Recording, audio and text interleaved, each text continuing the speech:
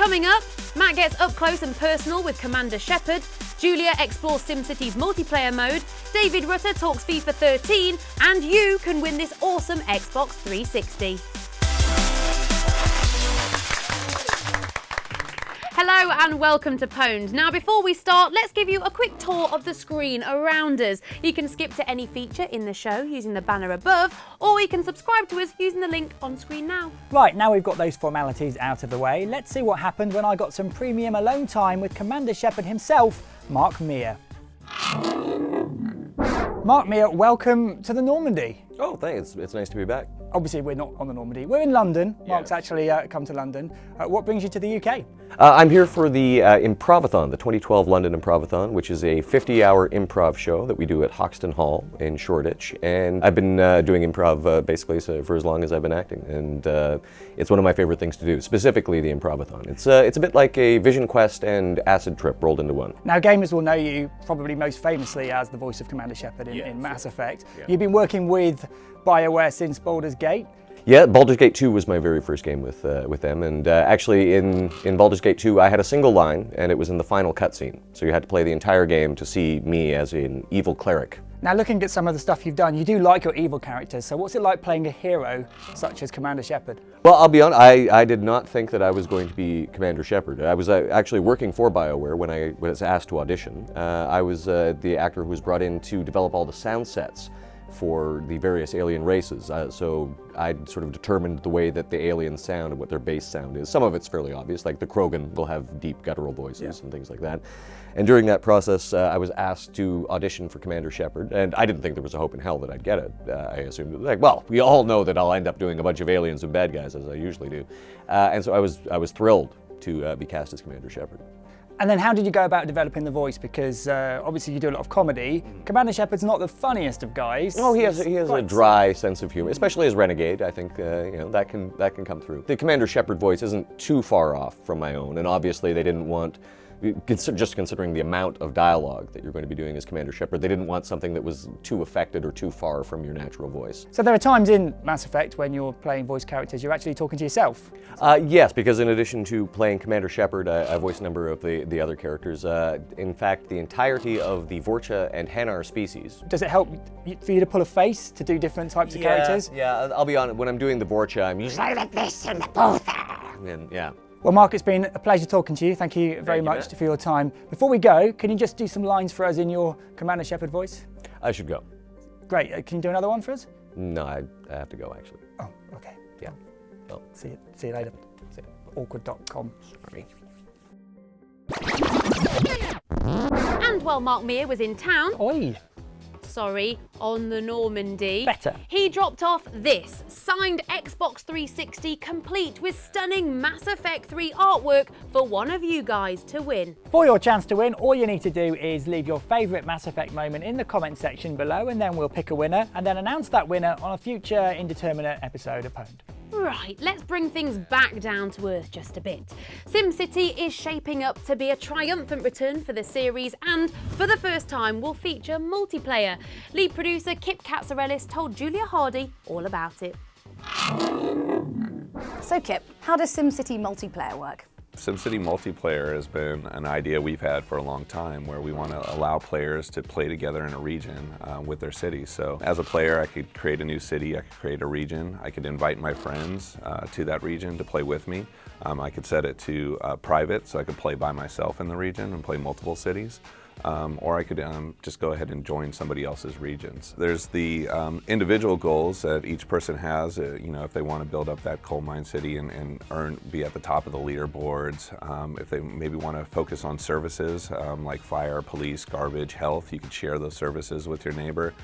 So there are many different individual options, but those great works or your neighbors will help you achieve those goals. You can kind of decide who you want to help out, so you're going to be connected to a few different types of, cities, and you could decide who you want to assign a token to and who you want to assign that police coverage to or fire coverage, and you could kind of disperse it however you want. They get goods for that, obviously they get the help from their friends. You actually get money for providing those services as well, so it's kind of a win-win for both players. So what exactly are these arcologies we've been hearing about? It's really a self-sustaining city that has thousands of Sims that are living in it, and they're pretty self-sufficient.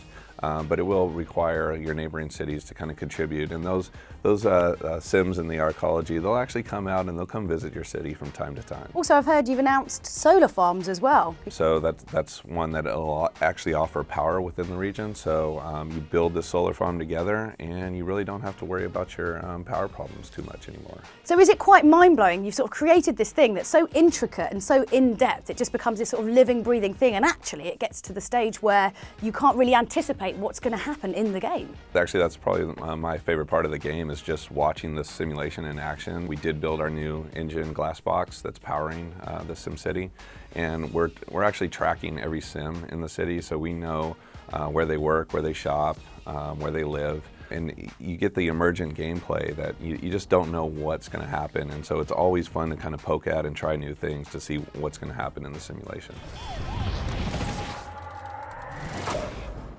Right, we're running out of time, so here's Matt talking to David Rutter about FIFA 13. I should let you know that as an added bonus, this next feature does contain some man love.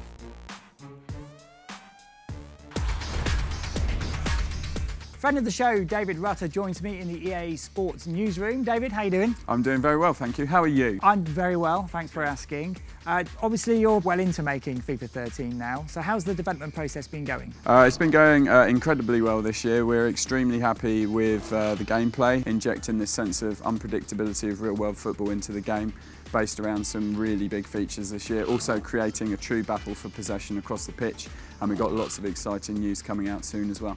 Those lucky people that have played FIFA 13 say it's very different to FIFA 12, and in fact they're having trouble going back to it. Yeah, it's always nice for us when people say that. It means we've kind of achieved what we set out to do. So for the unpredictability this year, what we wanted to do was take the behaviours of the players and make them more unpredictable on the pitch in a good way, more decisive in their runs, so they'll really attack now.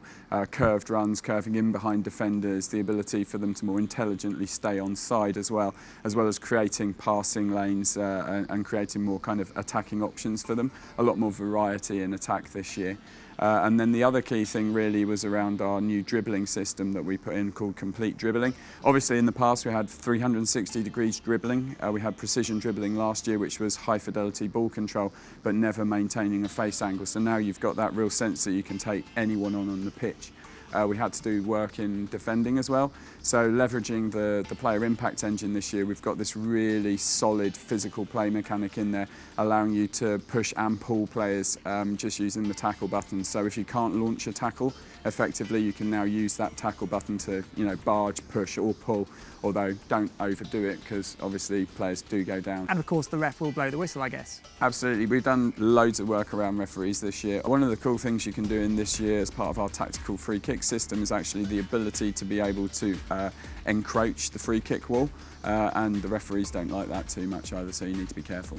With all these added free kicks and ways of playing, is this something you're going to have to relearn, or is it quite easy to get into FIFA 13? Yeah, probably the biggest change we've done is first touch control. So under certain circumstances now, if the ball's moving very rapidly or it's bouncing or it's wet, even the best football players in the world might miscontrol those balls now, and that leads to these kind of breaks down in play in both attack and defence now, which really do change the game. There's an element of having to relearn the game based around that mechanic, but ultimately, it's intuitive, it makes sense, and we're big fans of simulating real world. Let's go back to the player impact engine. Now, last year was the first time it came into being, and some people posted videos of it not working quite the way it should. What do you think about those vids? Interestingly enough, the videos themselves have obviously made FIFA 13 better. There's one infamous one of a kiss between a couple of players, and what we've done is basically looked at those situations, figured out what was causing the players to become locked together, and introduced a bunch of different mechanics now that players can disentangle from each other in a more authentic way. But what it's basically allowed us to do is actually refine the game and make it better this year. So David, when can we play it? So it'll be the autumn or the fall, depending on what part of planet Earth you live on, but same time. Well, that's it for another show. Don't forget to subscribe and leave your Mass Effect comments below for your chance to win an awesome signed Mass Effect 3 Xbox 360. Oh, I want it so bad, Sian. Not for you, Matt.